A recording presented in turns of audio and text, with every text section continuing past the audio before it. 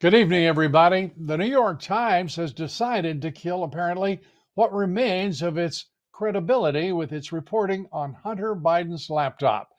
That laptop's authenticity has been confirmed by federal investigators, forensic analysts, investigative reporters, but the New York Times remains stubbornly skeptical. The paper insisted in an article that, quote, many claims about the laptop's contents have not been proved, end quote. Which claims haven't been proved?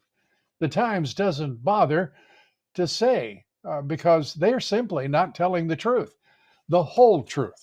And in fact, in other news, Joe Biden says Hunter Biden is the victim of a weaponized justice system. I'm sure the New York Times will faithfully report that claim. That's Joe Biden, by the way, the one who weaponized the whole of the federal government, claiming his son is a victim of his weaponization. Imagine. Biden reportedly told a confidant that if he were not running for re-election, Hunter would have received a plea deal. It's almost too shameless a lie to even consider, so let's not. But there you have it. Democrats excel at projection and deceit, and Democrats are only able to get away with it because for too long there hasn't been any real resistance. That weakness typified by rhino Republicans like none other than former Speaker Paul Ryan. In a recent interview on Fox News, Ryan called President Donald Trump, quote, unfit for office and vowed to not vote for Trump in November. Texas Republican Troy Nels wasn't having any of it. He replied by calling Ryan, quote, a piece of garbage, end quote, and said Ryan should be booted out of the Republican Party. Congressman Nels is with us tonight. And Congressman, it is great to see you. Thanks for being with us. Let's go immediately to the headlines. And the headlines are, because of you, the headlines are Congressman Nels calls Paul Ryan a piece of garbage. And I have to say, I thought that was very able, faithful reporting on your part. Well, listen, when I saw the interview he did with Brett Baer and Fox, and listen, Brett's a little soft, he is. But when I look at that interview and he said that he's concerned about Trump and whether Trump abides or respects the Constitution, some of these other things, unfit for office, shame on him. Shame on him for doing it. And I think still today, I'd probably want to say a few more choice words for him, but you probably couldn't air them. But he is a piece of garbage. You know, he's from the state of Wisconsin. It's a 50-50 battle up there. It's a swing state, and we would really, really like to win that state. He's from that state. He was the Speaker of the House, and he's going to get out there and say to Brett, I'm not going to vote for Donald Trump. I mean, I don't know what the hell he thinks he's accomplishing by saying such. I mean, is he lacking attention? Does he need a little bit of somebody to pat him on the back or somebody to give him another hit on television? It was the most irresponsible thing to do with 140-something days away from a general election. Yeah, I don't think anybody has ever accused him of not being ignorant when it comes to supporting the party and President Trump. He is a load. And what's really remarkable, you're talking about another hit on television. He, of course, is a board member of Fox. He's on the board of directors. And there he is on Neil Cavuto's show, bad-mouthing the presumptive nominee of the Republican Party. I mean, how ignorant does it get, and how conflicted can he be? I mean, I don't know what the specific rules are on the FCC and the SEC, but to have him out there as a loose cannon wailing away on afternoon television on Fox is just, it's just despicable, in my opinion.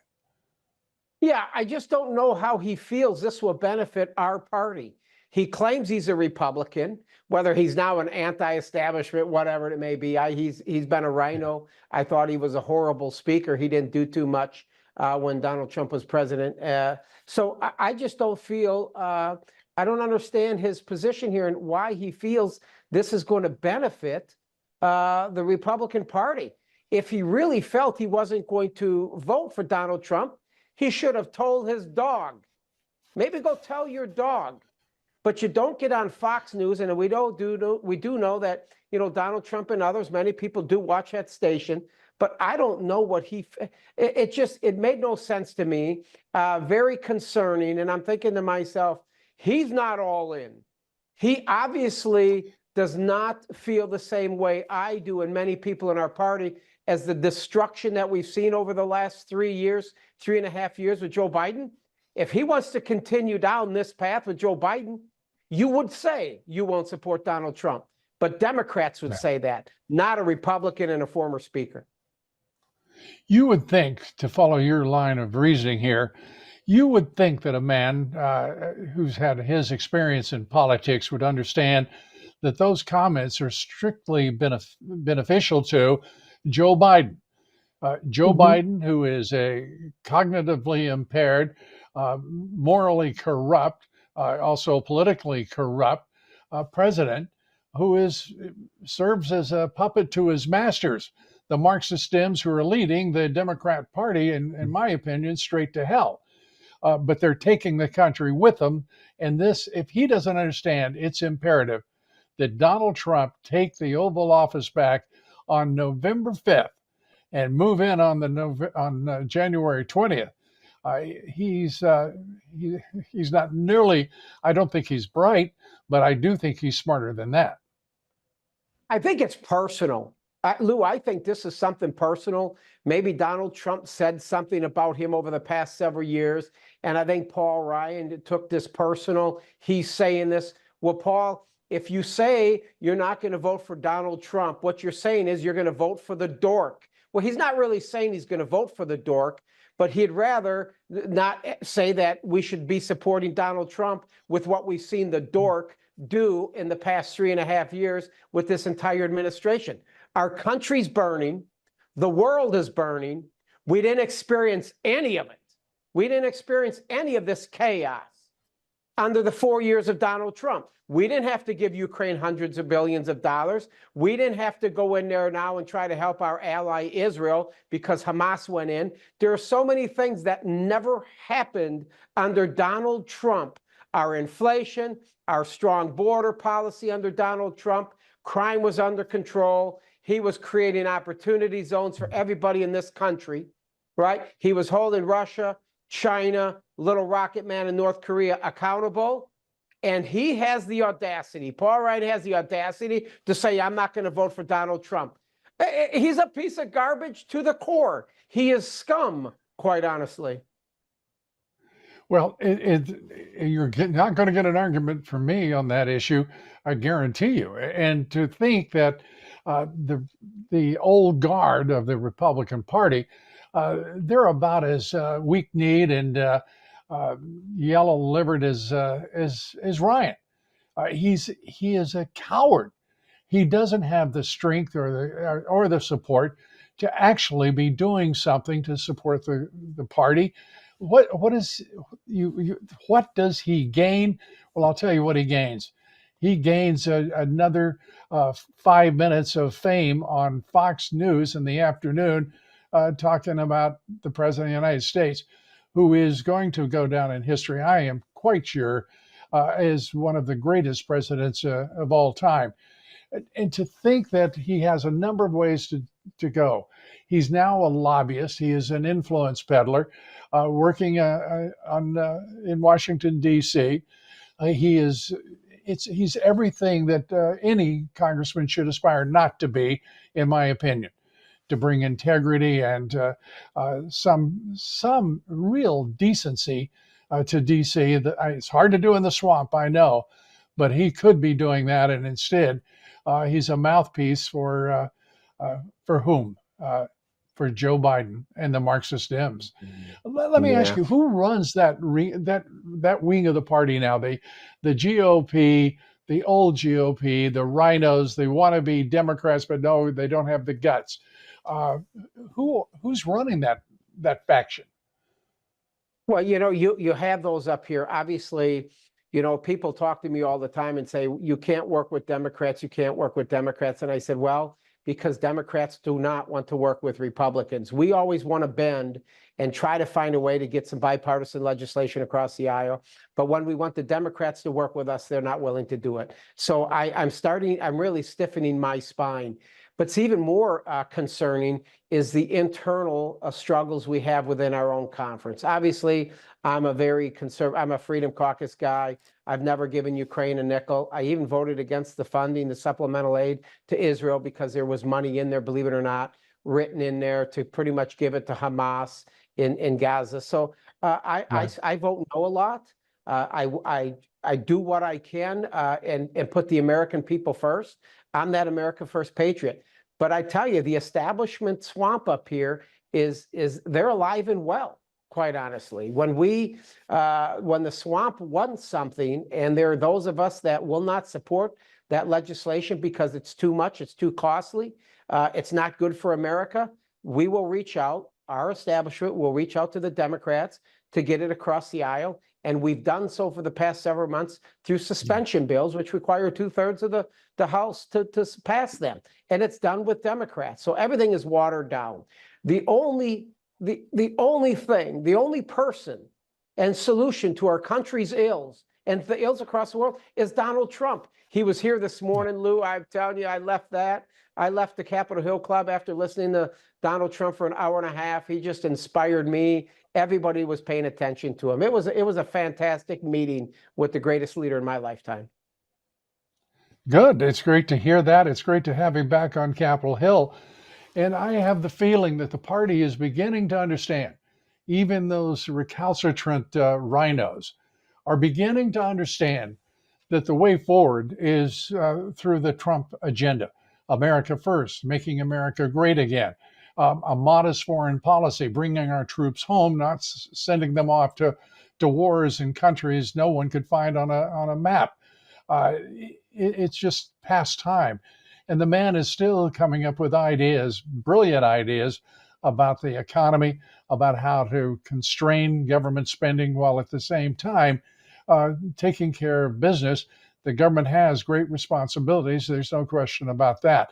But they can be managed intelligently and with great support from the private sector. And that's what he's all about, or has been at least.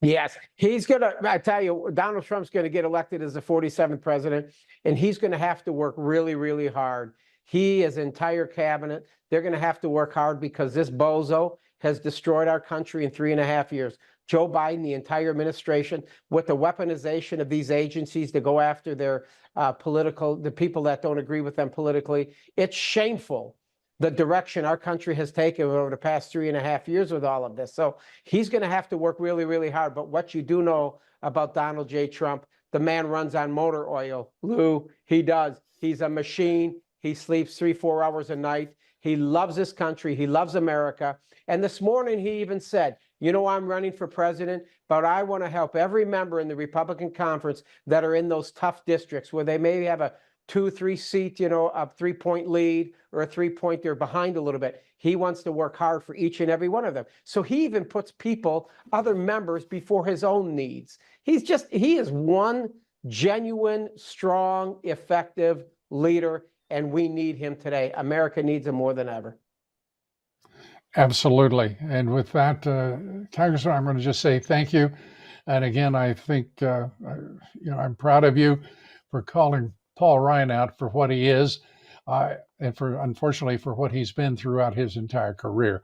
And we appreciate your honesty and your courage and your straightforward, plain talk and your service to the nation. Thanks so much, Congressman Troy Nels. God bless you. Border Patrol agents have now permitted 72% of all illegal aliens in the San Diego sector to continue to walk right on through into the United States.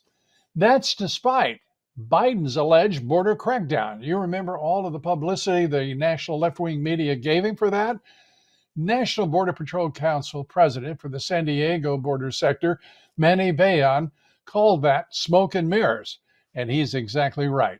Nothing seems to ever make sense about this puppet president. He's impaired cognitively. He's lost in a fantasy world of his own lies. And often, Biden is just simply inexplicable. Republicans mean to strip the security clearances of all of the intelligence veterans who called Hunter Biden's laptop Russian disinformation. 51 intelligence officials signed a memo claiming that the damning contents of the laptop were nothing more than foreign propaganda. These people are therefore too dishonest or too dumb to have security clearances because they're certainly not working in the national interest. Republicans must fight back against the intelligence community, and they have to get creative. This is Congresswoman Anna Paulina Luna, who just vowed to hold a vote on arresting Attorney General Merrick Garland if the Justice Department fails to act on the Republican Party's criminal contempt resolution.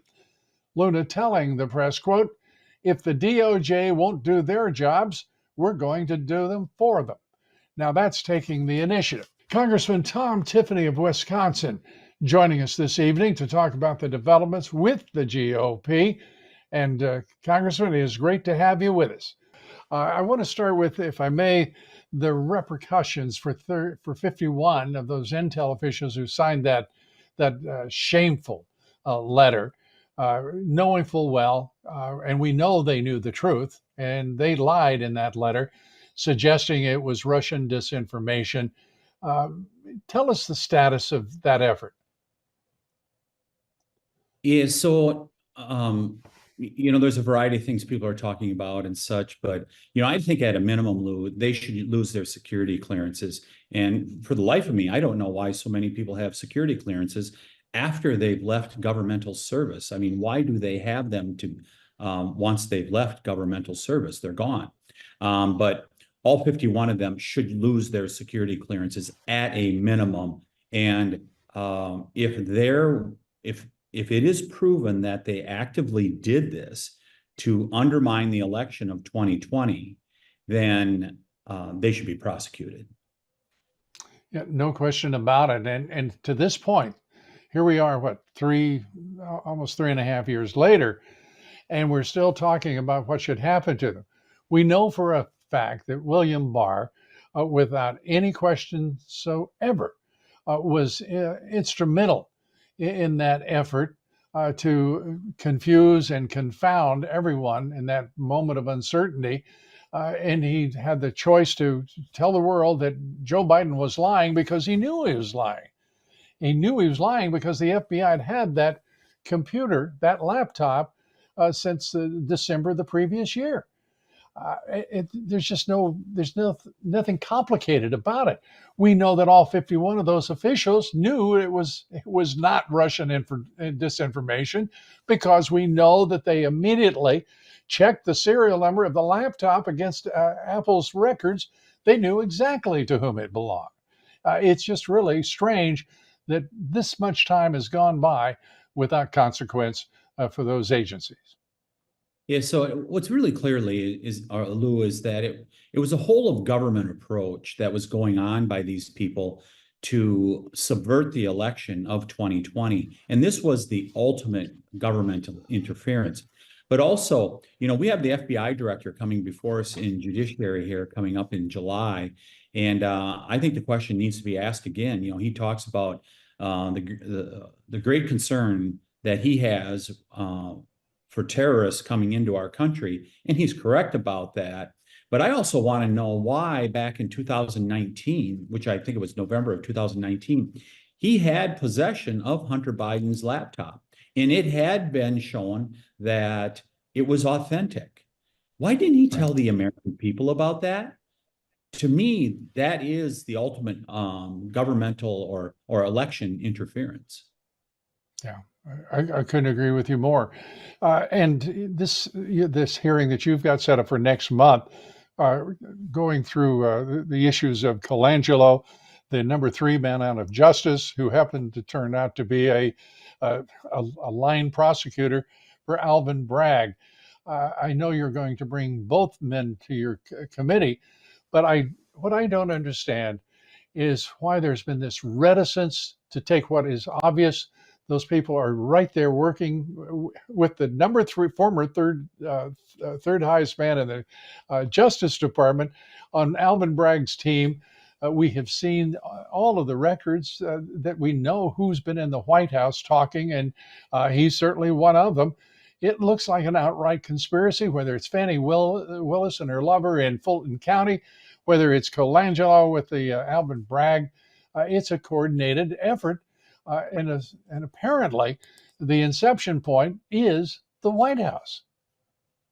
Yeah, it very much is a coordinated effort, and we want to ask those questions of Colangelo and to District Attorney Bragg and put them on the record under oath to answer these questions. And I think it's important that we do ask those questions of them. But, you know, Lou, and maybe this is partly the fault of people like me, you would think somebody within the chain, whether it's a judge, a district attorney, whoever, that they would have the pride of doing a job properly and doing it in a constitutional manner, that they would say, hold it. We cannot allow this to go forward because it doesn't meet the constitutional requirements under which we do our job. But there's no shame. I got to tell you, there's no shame. That they believe that anything goes in regards to Donald Trump. They are so convinced of their righteousness that they will do anything, including doing what Joseph Stalin said back in the 1930s. Show me the man and I will show you the crime. Because that's exactly what Bragg and Colangelo and that judge in New York City, Merchan, that's exactly what they did.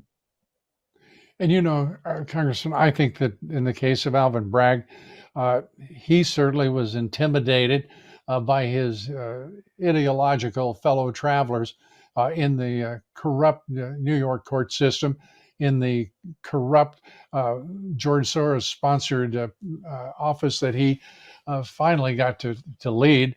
I think they're afraid to break with the herd, because that herd is an orthodoxy with immense power now. They have all of lawfare behind them. They have the entire federal government behind them, and I say that the Marxist Dems are in charge of every agency in the United States government right now. Don't you believe that's true? Yeah, I do believe it's true. And I think you saw it. I would give you a separate example here. In my first reelection, I came in a special election, May of 2020, and then I stood for a reelection in November of 2020. And I'll never forget, in my first 6 months before that November election, there were 3 different liberal warhorse House members, one from St. Louis, one from Chicago, one from New York City. I don't remember the gentleman's name from New York City, but they all got beat in a primary, and they got beat by people that you've identified, the Marxist progressives, because these people weren't liberal enough. I mean, they've towed the liberal line, but it wasn't good enough for them. And that's what you have. You have this ideological line that you must walk.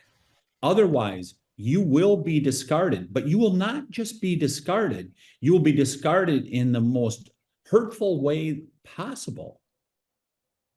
Yeah, it is really remarkable the degree to which the Marxist Dems are playing power politics, and the Republicans too often are not even beginning to understand how to bring leverage to stand up for the principles that are important to their constituents. And you are, in my opinion, a noble exception to that, and I commend you for that. But the party has to rise up here because Donald Trump, he is the leader for our time. And I don't think that even I shouldn't say the most ardent, detractors would agree, but all but would agree that it's obvious who he is and what he brings in leadership for the country.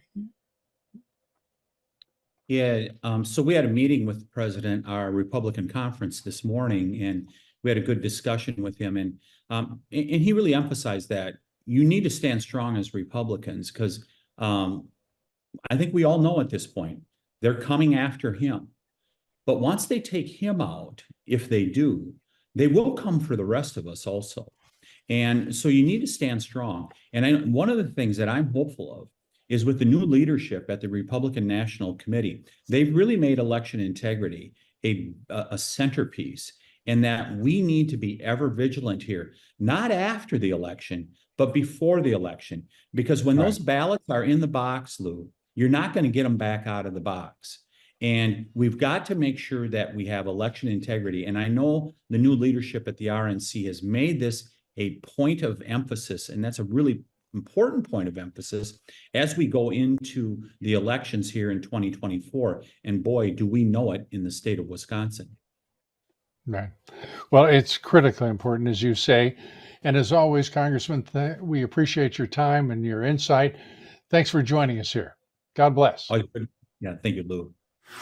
The odious Marxist Southern Poverty Law Center is laying off a quarter of its staff after receiving an F rating from Charity Watch for, quote, hoarding donations. The Southern Poverty Law Center, as best we can tell, exists to simply smear anyone to the right of Karl Marx while keeping the actual Marxists well paid. The SPLC president and CEO, Margaret Wang, reportedly earns about $500,000 a year. It seems the social justice warriors over there would rather gut their staff than take a pay cut. For more than a year, the manifesto of the trans-identified Covenant school shooter was suppressed by the FBI. And now we know why. A Daily Wire exclusive revealing what many of us long suspected, that the shooter was virulently anti-Christian. Ask yourself why the FBI suppressed that. You won't find any comforting answers. In a somewhat related story, San Francisco has declared itself a sanctuary city for trans and non-binary people. That sounds a bit peculiar, but it's potentially much more nefarious. It means that the city of San Francisco is inviting people, presumably of any age, to go there to get, quote, gender-affirming care. Sick stuff, and it's clearly aimed at young people. In other news, trans-identified swimmer Leah Thomas lost a legal battle to compete in women's swimming during the Olympics. If Thomas wants to make the Olympics, it means competing against the boys or staying home. Now for some art news out of Germany, where a 2-year-old boy is selling paintings for thousands of dollars. Little Lauren Swartz has been dubbed Mini Picasso for his remarkable works of art. It'll be exciting to see how this prodigy develops. He's only in the second year of life. I don't know how long he's been painting, but it seems to be attracting a sizable fan base. We turn now to the sports news of sorts. It turns out that GOP Congressman Greg Steube of Florida has quite the fastball. Watch him strike out Democrat Dan Goldman in a MAGA hat. Down 1 ball and 2 strikes here on Dan Goldman from New York. And a swing and a miss that will end the inning. The Democrats threaten but do not score. 7-5. The Republicans after 3 here at Nationals Park.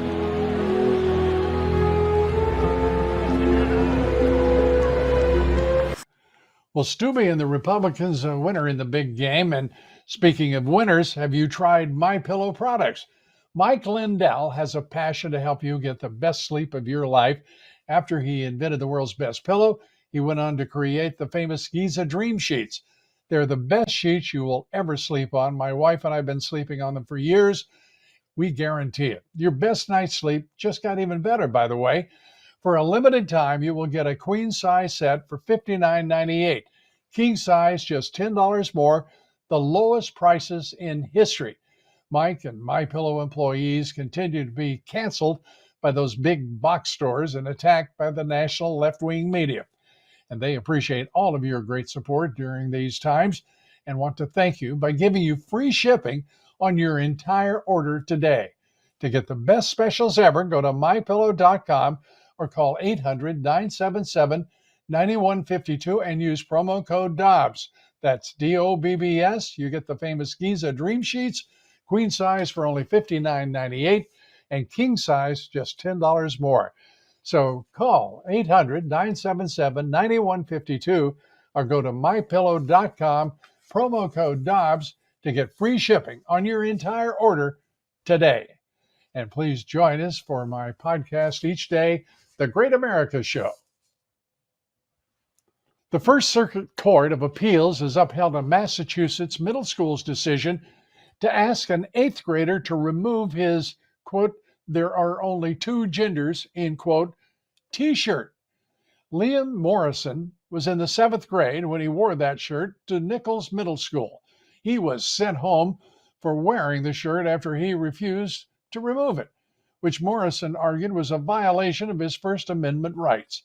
However, a federal appellate court disagreed.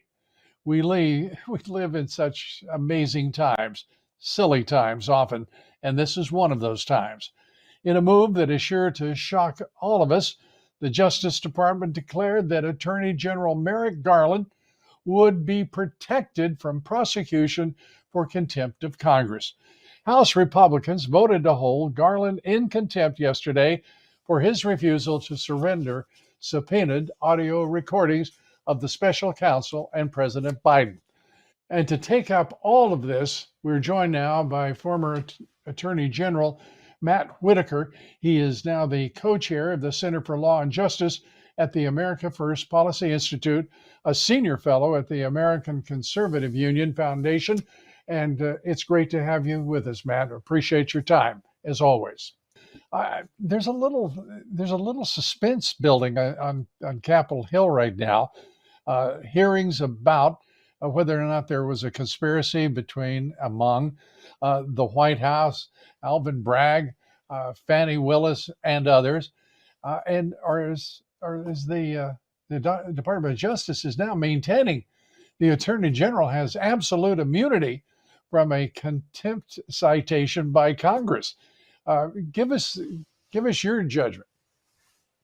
Yeah, well, it's good to be with you, Lou. I think the first thing people, where I'm from in Des Moines, Iowa, believe is that none of this was a coincidence. You had 4 coordinated criminal complaints, indictments brought, kind of around and after the time that Donald Trump announced for presidency.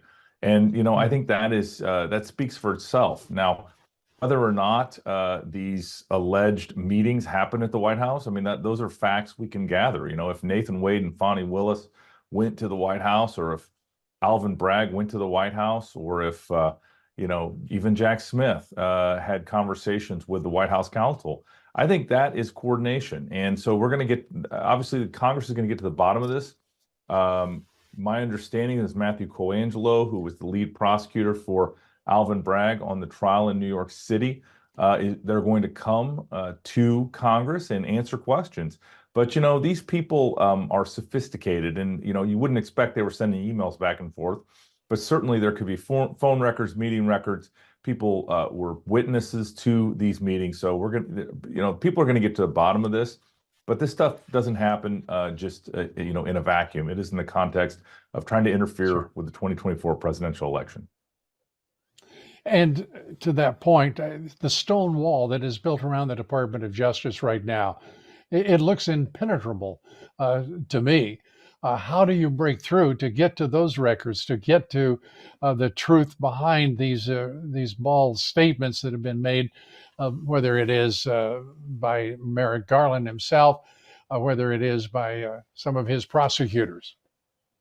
Yeah, well, on the one hand, obviously, you do exactly what Congress did. You hold them in contempt, and now it is up to the Department of Justice to prosecute the Attorney General. Obviously, they didn't do it, in the Obama administration when Mr. Holder was held in contempt, and I'm guessing that Merrick Garland is standing on that precedent because he controls those prosecutors. But to me, this is a perfect time for a special counsel to be appointed because the Attorney General can't make this decision.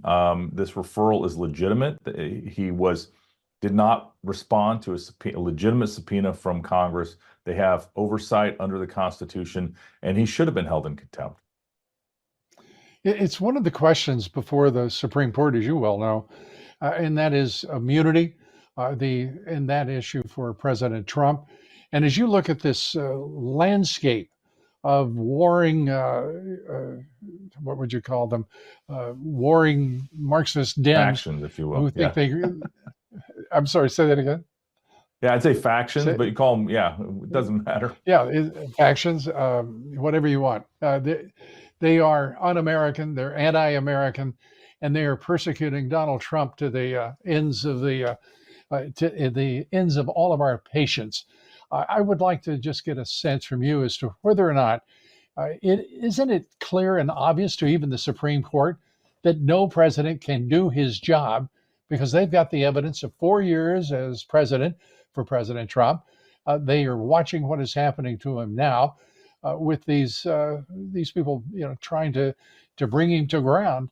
It's clear that without immunity, this can be done to every single president.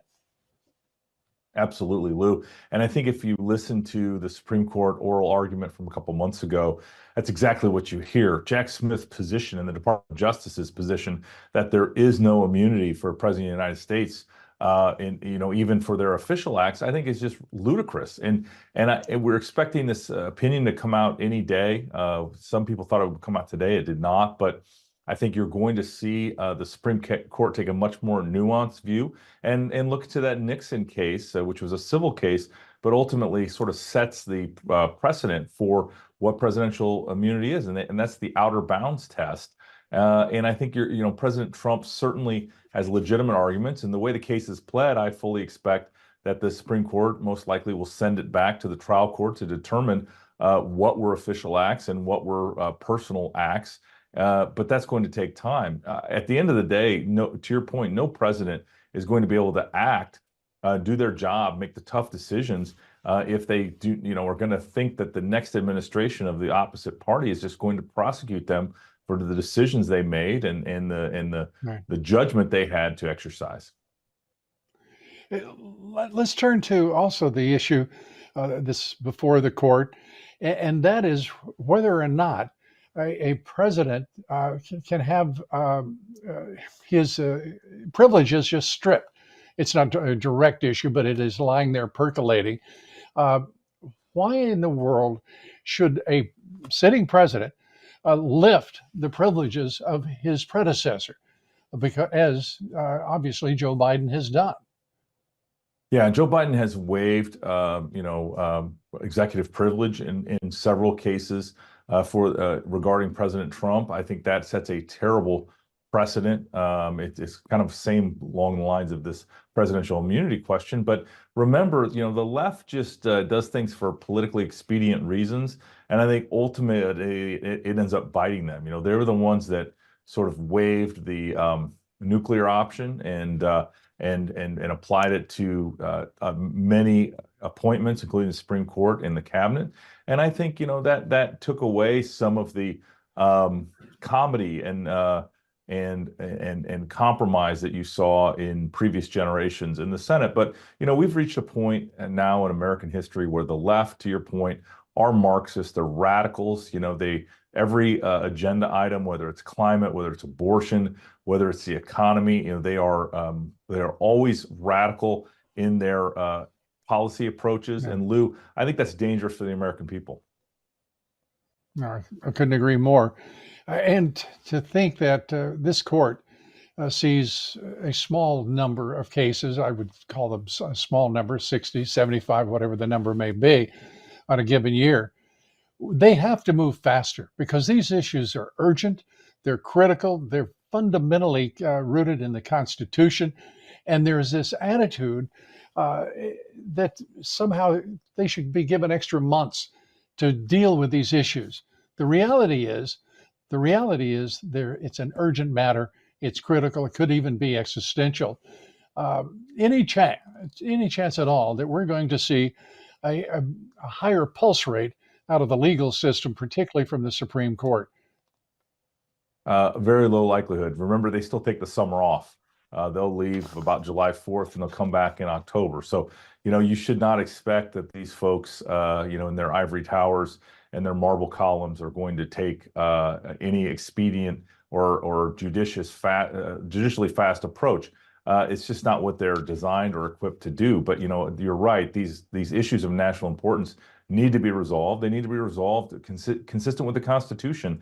And we need to quit playing politics with the court and make sure that they just do their job as quickly as possible so we can advance as a people and as a country. Matt Whitaker, as always, great to see you, and thanks for being with us and sharing your thoughts. Appreciate All it. right, Lou, good to see you again. Thank you. Turning now to the Marxist takeover, my guest has written a book called Big Intel. It recounts the dramatic story of the Cold War heroics of the CIA and the American intelligence apparatus, followed by an unfortunate slide into Marxist influence, deep state dysfunction, as Big Intel embraced DEI, critical race theory. Let's bring in author J. Michael Waller. Dr. Waller is also the senior analyst for strategy at the Center for Security Policy in Washington, D.C., and president of Georgetown Research. Great to have you with us. Thanks for joining us. I have to say, Big Intel, it seems like it's been big forever. What is Big Intel? Is it the entire intelligence community? Give us your definition. It's the whole intelligence community, which is 17 or 18 different agencies now, and their alliance with big tech. They're joined at the hip. So they are watching everything we say and do, whether we realize it or not, down to the last keystroke. If you're using Google and other services, there's really little way around it. You know, I've wondered as we've watched all of this power devolve to the core in Intel, if there's any way to resist Intel. We watched Speaker Mike Johnson cave on the Section 702 and the FISA reauthorization. He just basically gave away the store to the intelligence community. And we know that they are not the safest people to put in charge of the store. No, and they operate with complete contempt of the separation of powers and everything else. So this was a trick they did with Speaker Johnson. The way they've done it with lots of political leaders is they will stonewall, not answer questions, not answer things at hearings or letters from lawmakers, and then at the very last minute, they give classified briefings and they scare these guys to death because they haven't heard such things and they're not allowed to repeat it. And they switch their mind at the very last minute because if they don't go along with what the Big Intel says, then the whole country goes to pieces. You just described the events leading up to Speaker Johnson, fresh in the job. He'd been on, I guess, at that point, 5 or 6 months. He looked like he had been just scared into the next block. And acted entirely discordantly to everything that he had said in years previous. And you think that's what happened? Right. And it's a pretty common practice. You see them do it over and over again. So what we're looking at in the book, Big Intel, is how the intelligence community went from serving in the Cold War, defending our interests, not always the way we'd like it, but still basically doing so, to becoming a radicalized, politicized, woke intelligence community where now they've taken critical theory, critical race theory and critical law theory and gender theory, and use it as part of their operating ideology. And they consider this now as part of what they call their core function. Core function, DEI, CRT. That's remarkable that they, to whom are they playing? Who is their audience? Because it is in Congress. They're telling Congress what's going to be. And the House Intel chairman, for example, the former chairman of the CCP Standing Select Committee, I mean, one resigned, the other is just simply doing their bidding. It's obvious. It's the same reality in the Senate. Who is the audience that they're playing to? Because it's very clear it's not about the interest of the United States, and it's not about the Congress or the Senate of the United States. No, in fact, if you look at the FBI's official statements, they place DEI as a duty above that of protecting the Constitution. They say it over and over again. Go to the X pages now on Twitter, for FBI jobs, all the field offices, all of it is pride, pride, pride, pride, pride. And they're shoving it down everybody's throat. And they're saying that anyone who is against this is violating federal civil rights laws and therefore is subject to investigation. extraordinary. And we also know that the big intel in legion with the big tech it's insurmountable. There's no way to resist it. Uh, they, with or without a congressional authorization, one doesn't have to be too adventurous in his imagination or hers imagination to think, they're going to do what the heck they want. There's no stopping them. How could you possibly stop big tech and big intel from doing exactly as they please? There are ways to stop it, or at least to slow it down. Elon Musk certainly did that when he bought Twitter and exposed the Twitter files. And we know so much of what we know because of his exposés and his giving the raw information to all these journalists to go through. So it can be done. President Trump didn't understand what he was up against the first time, so he didn't even undo the Obama executive orders politicizing the Bureau. He didn't undo the Bush executive orders after 9/11, which were supposed to be temporary emergency measures, many of them. So they keep piling on, and then bureaucracies keep finding more, missions to creep into. And so it could have been stopped. It was not stopped. But I think this time around, if he's elected, he can do it if he has a plan. And right now, America First Policy Institute and the Heritage Foundation and us over at the Center for Security Policy are all working together on plans to help any incoming presidency that is so disposed toward taking apart this apparatus to do so. Are you working with President Trump? I should probably say, are you working with him yet? No, we're just working as nonprofits on the side, putting the ideas forward for anybody to grab. So anybody who wants to, really the only candidate is Donald Trump. And he has a team that many of them were in office before, but they didn't understand what they were up against. They thought things could be, fixed. They can't be fixed. The FBI has to be dismantled. Yeah, the FBI, the CIA, do you think it has to be dismantled as well? NSA, DIA? Well, we need a lot of those Department functions. of State? We need a counterintelligence service. We need forces to fight terrorism. We need a foreign intelligence service. So you can't throw away these functions just because they're run by bad people, and by a lot of them, the more benign ones are merely incompetent, let alone the malicious ones. What we can do, though, is the Foreign Intelligence Service is not protected under civil service laws. So you can fire a lot of people in the intelligence community that you can't in, say, the Justice Department. But you can break up the FBI into different entities, or take the essential functions of them and parcel the Criminal Investigation Division and the training out to the U.S. Marshals and so forth down the line, and push a lot of power back down to the states.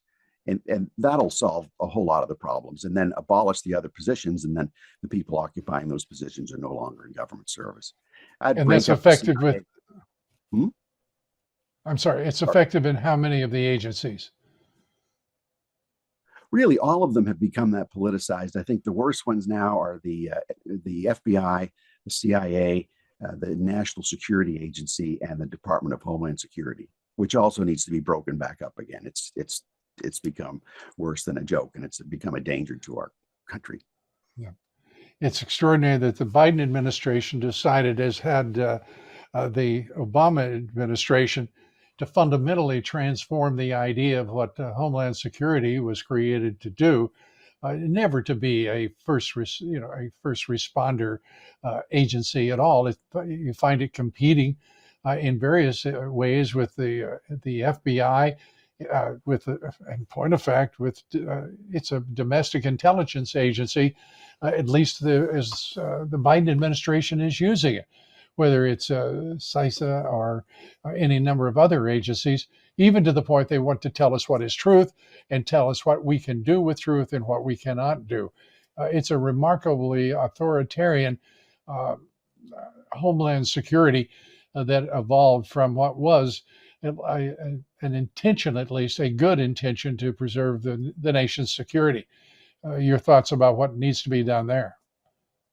It needs to be dismantled again. We need most of the things, or let's say we need many of the things that DHS does. But really, why even have a Department of Homeland Security when that same Department of Homeland Security is letting millions of illegal aliens over our border, including criminals and rapists and terrorists? So you can see just just on that, the DHS is not doing its job.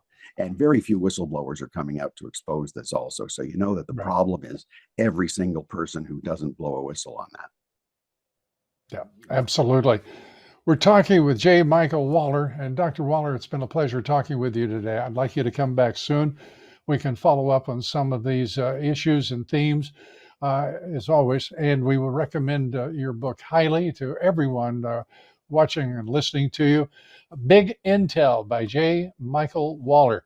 We recommend it to you highly. We'll continue in just one moment. Thanks so much, Dr. Waller. Thank you.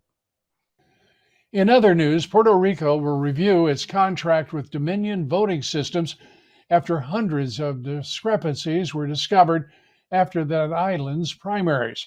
An official with Puerto Rico's Election Commission says the system's underreported vote counts reversed voting totals or reported zero votes for some candidates. Officials aren't disputing the results of the primary, but these errors are causing them great concern, as they well should, enough so that they are reviewing their relationship with Dominion. And a happy story, a paralyzed puppy given a second chance at life and able to walk again after his spine was fixed with 3D printed screws. Arthur, a 6-month-old cockapoo, unable to move after his limbs suddenly became weak and he collapsed. The puppy had a 4-hour surgery where surgeons placed bespoke 3D printed spinal screws and surgical cement into his spine. Now, only 3 months after that surgery, Arthur is slowly walking again and is able to be a full-blown puppy again. Well, a miraculous story. And speaking of miraculous, have you ever tried MyPillow products? Well, Mike Lindell has a passion to help you get the best sleep of your life. And after he invented the world's best pillows, he created the famous Giza Dream Sheets. They're the best sheets you will ever sleep on. My wife and I have been sleeping on them for years, and your best night's sleep is just now getting even better. For a limited time, you will get a queen size set for $59.98. King size, $10 more. The lowest prices in history. Mike and MyPillow employees continue to be canceled by those big box stores and attacked by the national corporate media. They appreciate all of your great support during these times and want to thank you. Thank you by giving you free shipping on your entire order today. To get the best specials ever, go to mypillow.com or call 800-977-9152 and use Dobbs. You get the famous Giza Dream Sheets, queen size for only $59.98, and king size just $10 more. So call 800-977-9152 or go to mypillow.com, promo code Dobbs, to get free shipping on your entire order today. Mike Lindell, as you know, has made a lot of sacrifices in his efforts to secure our elections to save our republic. We hope you'll join us in showing our appreciation for his efforts by sponsoring, attending, and or watching our birthday bash telethon on his behalf on Sunday, June 30th at the renowned Pockets Restaurant in Columbia, Tennessee. Please visit LindellOffenseFund.org for more information. And please join us for my podcast, The Great America Show. And thank you for being with us this evening. Thanks so much. And join us here tomorrow, 7 Eastern, 6 Central. And coming up right after this, the Lindell Report. Mike with a fantastic show, so stay tuned. Good night. Thanks for being with us. God bless you, and God bless America.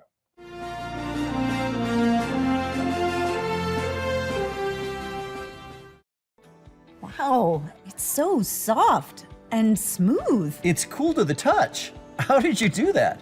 Well, we took MyPillow's patented fill and combined it with this new technology that we didn't have back then when I invented MyPillow to bring you the best pillow in history, MyPillow 2.0. My employees and I want to thank you for MyPillow 2.0's huge success. And now we're manufacturing our multi-use MyPillows with the same temperature regulating technology. Made with my patented adjustable fill and new cooling fabric, they're truly the next generation of MyPillow. So go to MyPillow.com or call the number on your screen. Use your promo code to save over 60% on our MyPillow 2.0 4-pack special. You'll get 2 MyPillows and 2 multi-use MyPillows, regularly $199.92, now only $69.98. King size $10 more, so please order now.